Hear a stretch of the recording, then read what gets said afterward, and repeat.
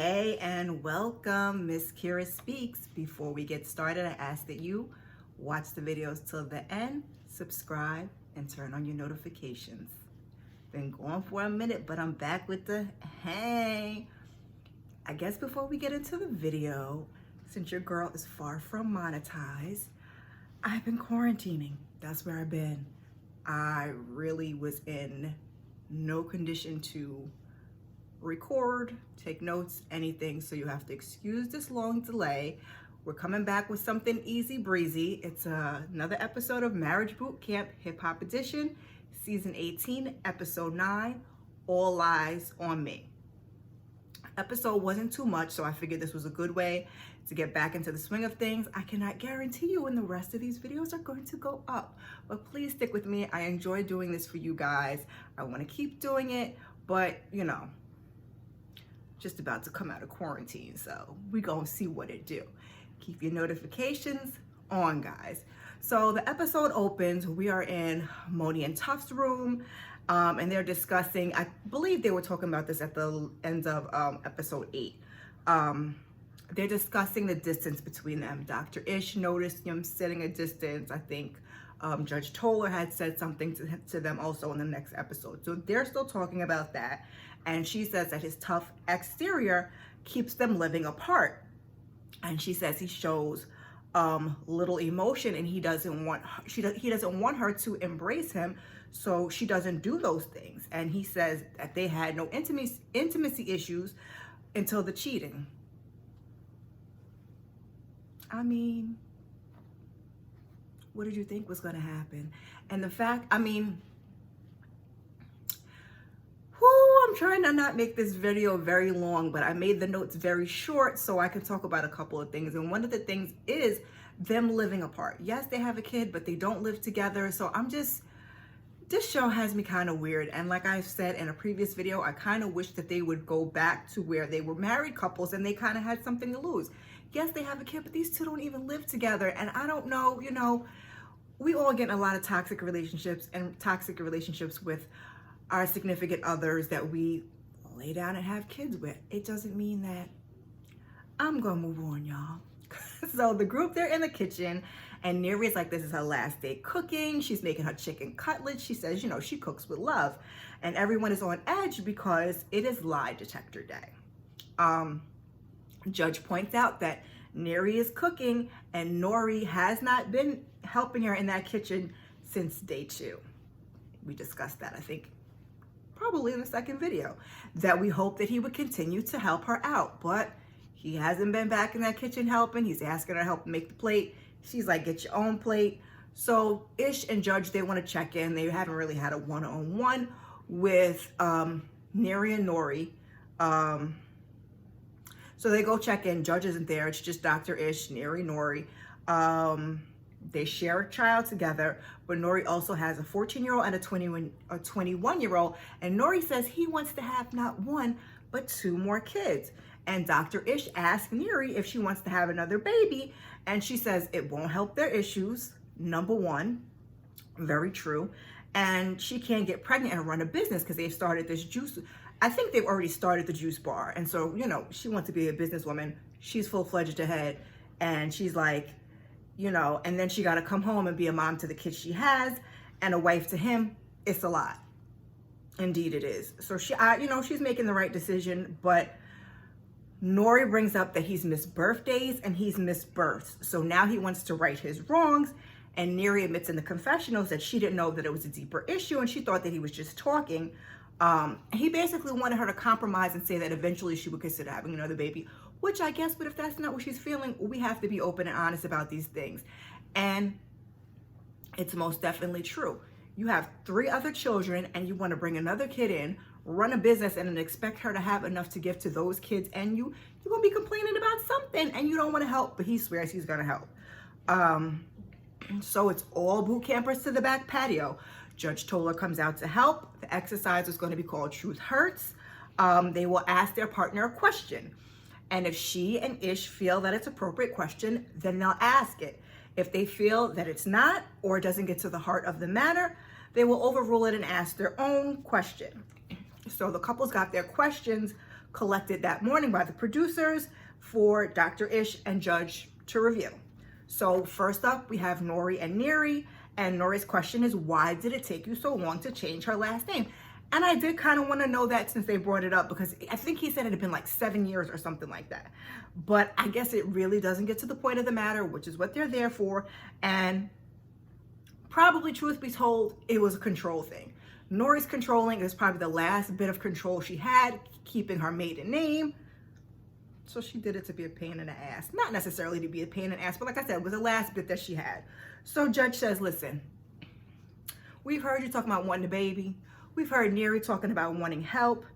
And now you come and pull this, out of your behind, basically, talking about a last name. He's like, so I'm overruled?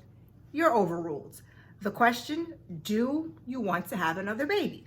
So Neri wants to know if he'll stop being controlling.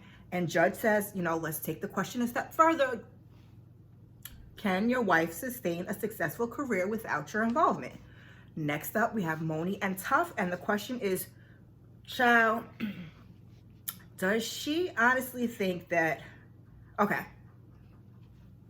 this one was good. This was tough. So his question was, does she honestly think that we could get past our issues and move forward? And Judge says it's a great question, but she wants to rephrase it. Do you forgive Tough for his infidelity? Tough in his confessional says if it comes back that there is deception, that he might just have to move on.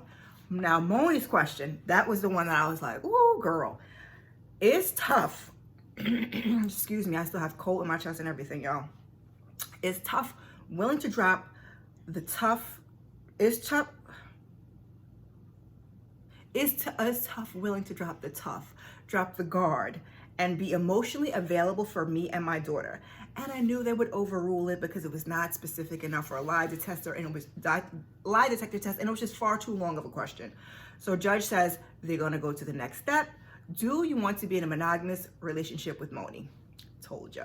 Judge knows how to thin out those questions and get to the heart of the matter, like she said earlier. So last up is Amber and Brock, always the doozy of a couple.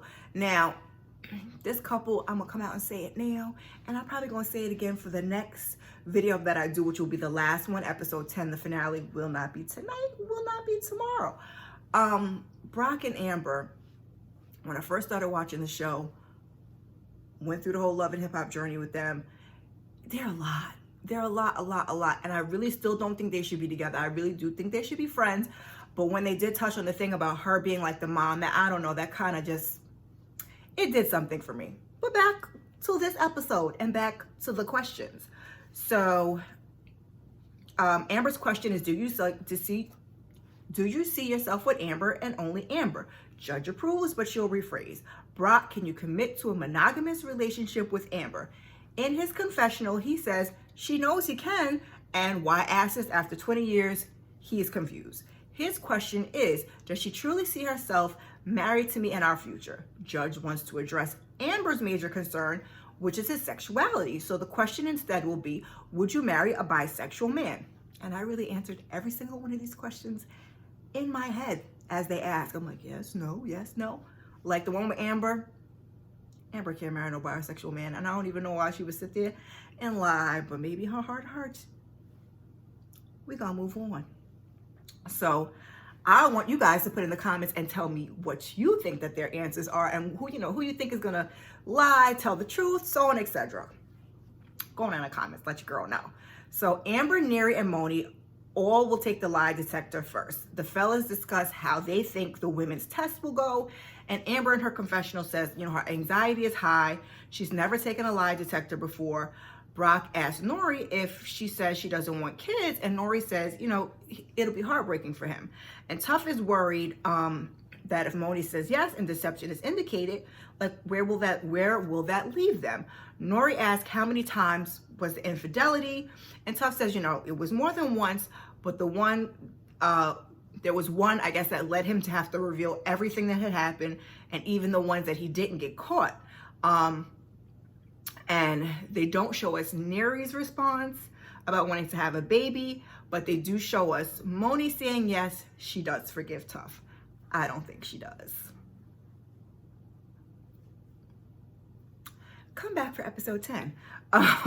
So the guys are up. They don't make eye contact as they pass, the ladies in the hallway who are already nervous after taking the test. Amber is relieved to get it all over with, and Moni tells her, listen, it is far from over. This is just the tip of the iceberg. So in her confessional, Amber says if it comes back that Brock's answer is he's deceptive, she'll feel some type of way, and she'll just have to keep it moving. She asks Moni, what if it comes back that Tough is lying? And Moni says, she won't overreact. It is what it is. We don't see what Miles and Tough's answer is, but we do hear Nori answer yes. And in the confessional, Neri says she would rather the truth than a lie. The guys feel like they failed. Nori wants to know, why would Neri want to do a business on her own? Men. Brock and Amber, they almost immediately start picking at each other. They're saying the other one is lying. From what they showed us, Miles started the foolishness. At least that's what the footage showed us. We could be wrong. That's what we saw. The rest of the group, they're in the kitchen, they're eating, and they really don't want to discuss their answers because Nori in particular was asking Neri, and she didn't want to, answer that in front of everybody. Amber and Brock, they're still outside, they're still going back and forth. He asks her if he makes her happy at all, and she says yes. So he wants to know the percentage in the past year. She says 50%. He's not happy with the answer. She doesn't know why he's surprised. Dr. Ish and Judge, they're in the back, and they're talking about them being unsure of each other, and that they're looking for a test to give them, the answers that they're looking for. So the group joins them outside, and they try to diffuse the situation, and Moni's like, they're getting worked up about something we haven't even talked about yet. And, she's talking about being a little snarky because, Moni's accent is too cute. So Amber says she was chilling, and Moni kind of gets Brock to apologize, but Amber she's too far on the edge. So he goes inside, the two of them go inside. He's like, just let it rock because situations are high. So Nori, he's worried about the lie detector test. He's concerned what she truly wants. And as he says, everybody's on the edge. But I think they were kind of laughing and joking at some point, Nori and Neri and Brock and Amber, even though they were just getting on each other's nerves. But that's what they do. They're friends, and they're better served as friends than lovers. So we get boot campers. Please head to the back patio. Dr. Ish asks are you anxious? Are you nervous? They are. Judge comes out, and she says it's a hip hop boot camp first. At least one person in each couple failed the exam. If they weren't on edge before, they certainly are now. So Judge has the results, and she will tell them tomorrow. Dr. Ish wants them to take time to process. It's not about the results. It's about what you do with the new information and how you handle the results as a couple. So they need time apart to self-reflect and make the decisions tomorrow. So for the night, they're single again. They're bringing the private club to them because quarantine, know all about that.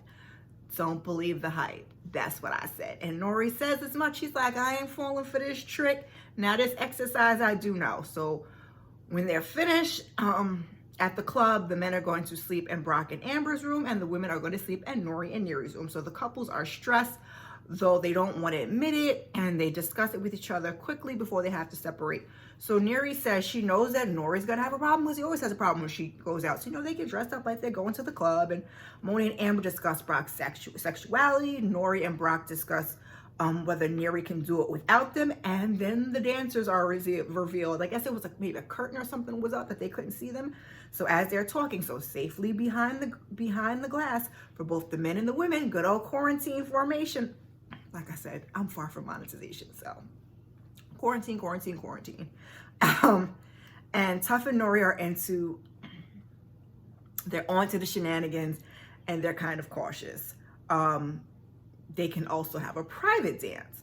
So Brock goes into the boom room to enjoy himself. Then all of a sudden, Amber can see what's going on in the guy's room, and exactly what Mr. Brock is doing. And he licked his lips or something to that effect. And Amber, she ran into their boom room.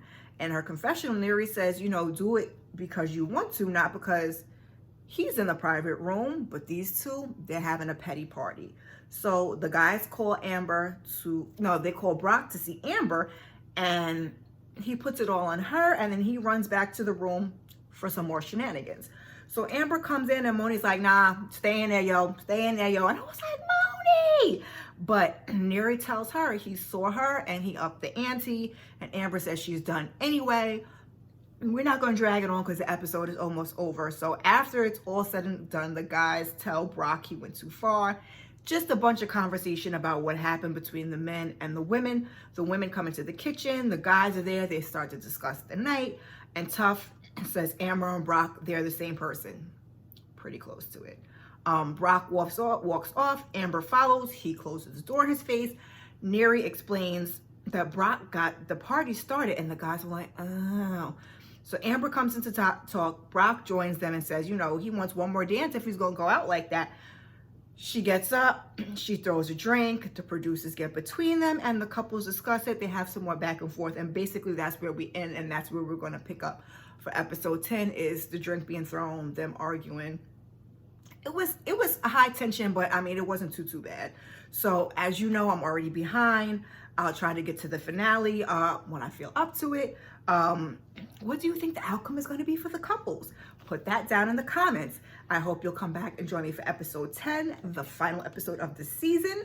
If you made it this far, put that tongue emoji out for Brock shenanigans. And while you're here, please check out some of my other content. Thank you. Before you go, like, subscribe, and share. I appreciate you. Peace.